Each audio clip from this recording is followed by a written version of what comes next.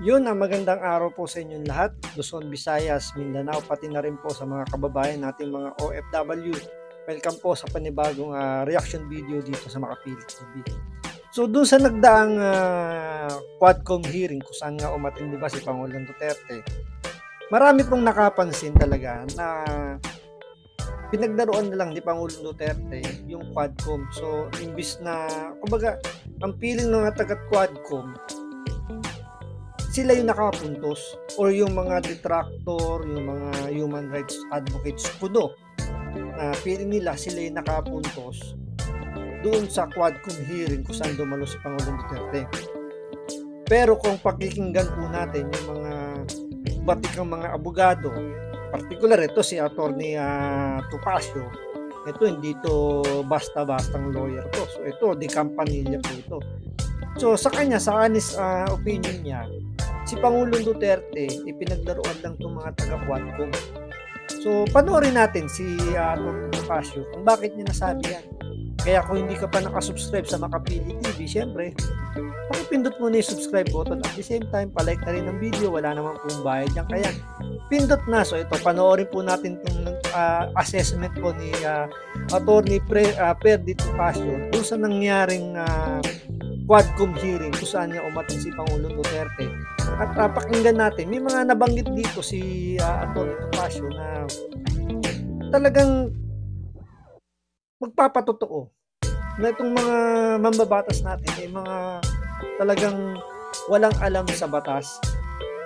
Na mga, yung iba nga dyan, mga lawyer pa, pero dahil nga hindi naman sila mga trial lawyer, nagkataon lang siguro na may title lang, nakapasa sila sa bar exam, pero hindi sila nag-practice as trial lawyer. So nakabase lang sila doon sa mga nakasulat sa libro o sa mga notes nila, kasi magkaiba yung yung actual na talagang umaattend ka, sabi nga rito ni Atty. Topacio, iba yung actual na nandun ka sa korte, iba yung nabasa mo lang. So yung pinakasimpleng example, halimbawa sa pagmimekaniko, di ba, ng sasakyan or ng motor, basta makina, pagmimekaniko, hindi ibig sabihin na nakagraduate ka sa isang eskwelahan ng kursong automotive, magaling ka na. Pwedeng alam mo yung mga parts, alam mo yung mga terminology, alam mo yung mga sukat, gaano kahigpit dapat yung tornilyo, ano yung pagkakasunod-sunod ng pagkakalagay ng mga pyesa. Pwedeng kabisado mo at pwedeng sabihin magaling ka na dahil nga kabisado mo yung component ng makina. Pero pwedeng mas magaling sa'yo yung mekanikong natuto lang sa panonood lang, pero napapractice niya yung natutunan niya. Yung talagang actual na gumagawa ng makina, nag-overhaul, yung talagang hinihimay yung mga pyesa ng makina, di ba? So pwede natin sabihin na mas magaling yung mga talagang nag-actual kaysa dun sa nabasa lang or napanood lang kung saan-saan or basta yung gano'n na hindi talaga humahawak ng makina. So same thing dito sa sinasabi ni Atty. Topacio rito, na talagang itong mga mambabatas, mga walang alam, kasi nga hindi nila na-experience kung ano ba talaga yung reality patungkol sa batas. So yan po yung panonoorin natin ngayon. Kaya ito, kumapit na po kayo at pigilan nyo po yung tawa sa mga sasabihin ni Atty. Perdi Topacio. So panoorin po natin. Masaya. Oo, Alam mo, masaya. pinaglaruan lang sila ni Pangulong Duterte. Natatawa ako eh. Talagang pinakita nila na sila ay walang alam. Ganun na. Hindi, natatawa ako. Bakit nila iniimbestigahan si Pangulong Duterte? Kung may kasalanan siya sa krimen o hindi. Kaya tinatawanan lang sila eh. Di ba, sinabi na ng hukuman, paulit-ulit na at hindi yata pumapasok sa kukote nitong mga nasa Quadcom kasi mahihina ang kukote. O hindi ko malaman kung mahina ang kukote o talagang hindi lang nila, clueless lang sila. O talagang ang pakay lang nila ay busitin si Duterte. Ha? Hindi, ang masama nun pag na-high blood yun, baka biglang bumitaw Yun ang nakakatakot Ay, di naman siguro sila naha-high blood Hindi kasi, sinabi na ng Korte Suprema, ang legislative hearing ay hindi hukuman. Hindi ito NBI na iniimbestigahan ng krimen, hindi ito pulis, hindi ito piskalya. Kukuha ka lang ng impormasyon para ikaw ay makagawa ng batas. Yung EJK, ano pa bang kinukuha nilang batas? Di ba gumawa na sila? So yun po, di ba? Napakalinaw. Marami na pong abogado nagsasabi na yung Quadcom hearing, hindi yung korte.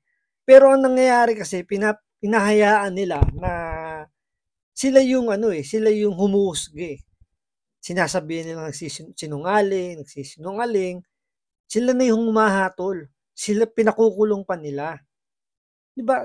Malinaw na sinabi ni Atty. Perdi Topacio, korte lang ang pwedeng, kumbaga sila yung pwedeng mag-judge kung guilty or not guilty. Maraming abogado na nagsabi diyan. Pero nga sabi nga ni Atty. Perdi Topacio rito, mga mahihina nga daw yung kokote. So ibig sabihin, mga bobo. Dahil hindi nila naiintindihan. Whether siguro, pwedeng nagpapakabobo lang dahil kailangan nilang sundin yung script na binigay sa kanila dahil na rin para sa project o talagang mga mahihina lang talaga yung kokote. So nasa dalawa, nagpapakabobo o talagang bobo lang talaga. So maganda yung pagkakasabi rito ni Atty. Perdi Topacio kasi nga hindi nga nila naiintindihan, kumbaga clueless sila kung pagdating din sa batas. Kahit na may sinabi niya na nag-issue na yung korte mismo. Korte na mismo nagsasabi na ang House hearing ay hindi po korte. Kumukuha lang sila ng mga information, kaya nga resource person, 'di ba? Pero ang resource person sa hearing is answerable by yes or no lang. 'Yun ang ginagawa nila. So paano sila makakapag-extract or paano nila mapapalabas yung expertise nga ng resource person nila kung ang sagot lang is yes or no? 'Di ba? Yun nga yung malaking kalokohan na ginagawa nitong House ng itong Quadcom Di ba, yung kabobohang EJK ni Dan Fernandez, ito, gigil na gigil talaga dito si Perdi Topacio kay Dan Fernandez at sa ibang mga miyembro ng Quadcom. Kasi, tandaan nyo, yung 4 na nakaupong chairman dyan, hindi po mga abogado. Pero umaasta silang mga hukom, mga judge, at sila yung humahatol kung either guilty or not guilty. So kung hindi sila abogado, paano sila hahatol? 'Di ba? Hindi nga nila naiintindihan yung batas. Kaya nga dito pinagtatawanan dito ni Atty. Perdi Topacio Aakop, di ba? Ni sino pa ba? Ni Barbers. Sir, nitong si huwag kang magbanggit ng pangalan. Alin? Kanila naman talaga yung batas But, di ba kiniklaim nila? Ba't ko babanggitin? Di ba nakangiti pa sila, dala-dala nila yung batas? Bakit hindi ko babanggitin yung pangalan nila? Proud sila sa batas nila Hindi nila alam, nakakatawa. Tingnan nyo, yung co-host dito, si Ma'am Juby de Guzman, medyo inaawat pa yung itong si Atty. Perdi Topacio dahil nga nagbabanggit siya ng pangalan pero kumpiyansa itong si Atty. Perdi Topacio nabanggitin yung mga pangalan kasi nga natatawa siya dahil ito magaling na lawyer. Tapos yung mga umaastang mga judge dyan sa Quadcom hindi naman mga lawyer pero umaasta na akala mo ang galing-galing sa batas. Samantalang yung isang chairman dyan, umaasa lang naman sa Google. Kaya nga tinawag siyang Google Boy kasi yung kanyang mga jurisprudence nanggagaling lang sa Google. Yung batas. Tagilid nga po Di ba diniscuss na natin? Opo. Ang pinagbabawal nila ay EJK. Bawal na naman talaga ang EJK Extrajudicial killing, lahat po ng pagpatay na hindi pinag-uutos ng hukuman, extrajudicial killing. But wala bang batas na nagbabawal sa pagpatay? Meron!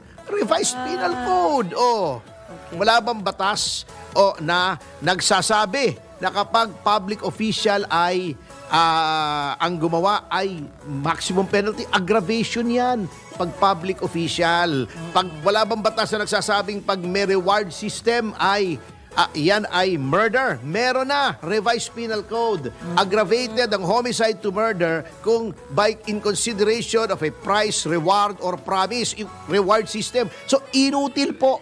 After 11th na yata yung kahapon, ano? Opo. Pang-11. After so many hearings, yun lang ang nagawa nyo? Yung EJK bill na kabobohan?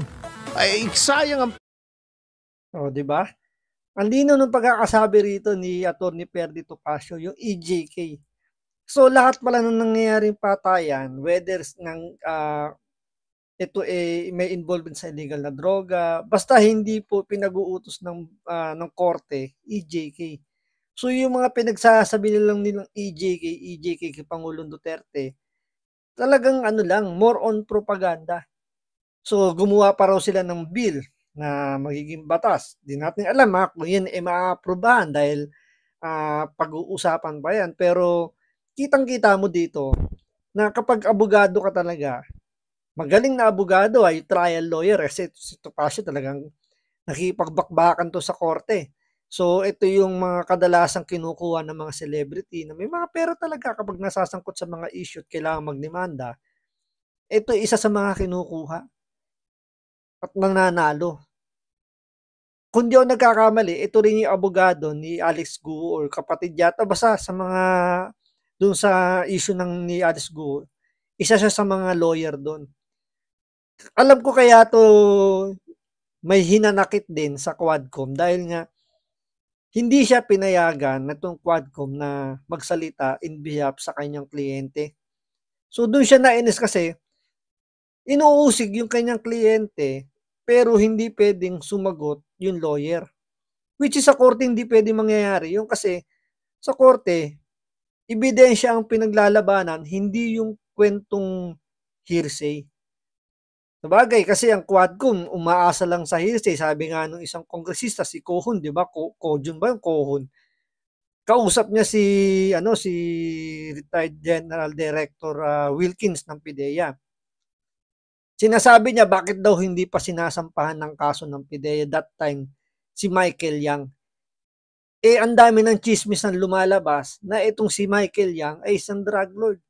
So napahiya siya doon kay General Wilkins na sinabi niya na hindi naman tatayo sa korte kung more on hearsay lang yan.